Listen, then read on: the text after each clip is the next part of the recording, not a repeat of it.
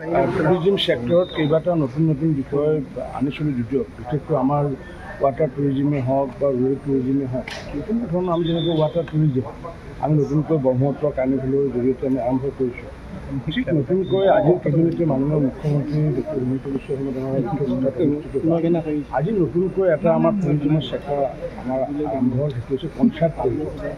আৰু এই কনচাৰ্ট টুৰিজিমটো ইতিমধ্যে মাননীয় মুখ্যমন্ত্ৰী অনুমোদন জনাই নহয়, ইতিমধ্যে 8 ডিচেম্বৰ তাৰিখে ঘোষণা কৰিছে, যাৰ কাৰণে আমি অত্যন্ত আমি সুখী। কাৰণ কিয় যিহেতু আমাৰ বিভিন্ন অন্য ৰাজ্যলৈ গুচি যায়, কাৰণটো এনেকুৱা ইণ্টাৰনেশ্যনেলি ৰেপুটেড যি কনচাৰ্ট, সেই কনচাৰ্টৰ অনুষ্ঠান আমি অসমত নপতাৰ বাবে মেঘালয় হওক বা অৰুণাচলেই হওক বা নাগালেণ্ডেই হওক এনেকুৱাকৈ তেনেকৈ বিভিন্ন ধৰণৰ টুৰিষ্টৰ ফ্ল'টো হয়।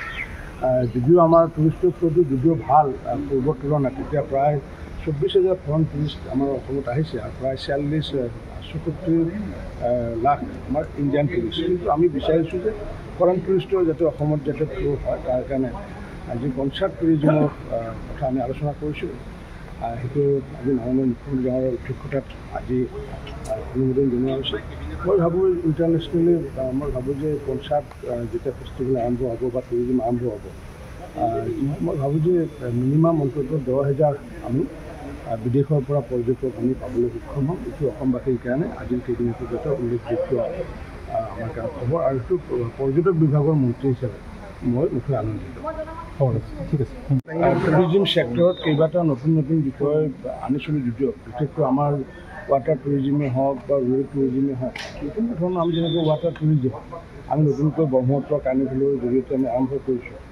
ঠিক নতুনকৈ আজিৰ কেবিনেটে মাননীয় মুখ্যমন্ত্ৰী ডক্টৰ হিমন্ত বিশ্ব শৰ্মা আজি নতুনকৈ এটা আমাৰ টুৰিজিমৰ চেক্টৰ আমাৰ আৰম্ভ হ'ল, সেইটো হৈছে কনচাৰ্ট টুৰিজিম।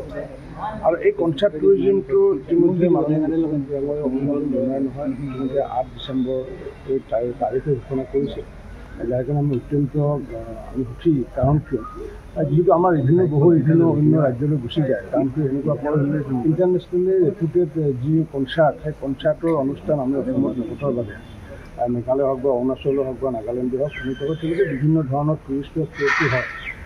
যদিও আমাৰ টুৰিষ্টৰ ফ্ল'টো যদিও ভাল পূৰ্বৰ তুলনাত, তেতিয়া প্ৰায় 24,000 ফৰেইন টুৰিষ্ট আমাৰ অসমত আহিছে আৰু প্ৰায় 44 লাখ আমাৰ ইণ্ডিয়ান টুৰিষ্ট। কিন্তু আমি বিচাৰিছোঁ যে ফৰেইন টুৰিষ্টৰ যাতে অসমত যাতে ফ্ল' হয়, তাৰ কাৰণে আজি কনচাৰ্ট টুৰিজিমৰ কথা আমি আলোচনা কৰিছোঁ। সেইটো আজি মাননীয় মুখ্যমন্ত্ৰীৰ অধ্যক্ষতাত আজি অনুমোদন জনোৱা হৈছে।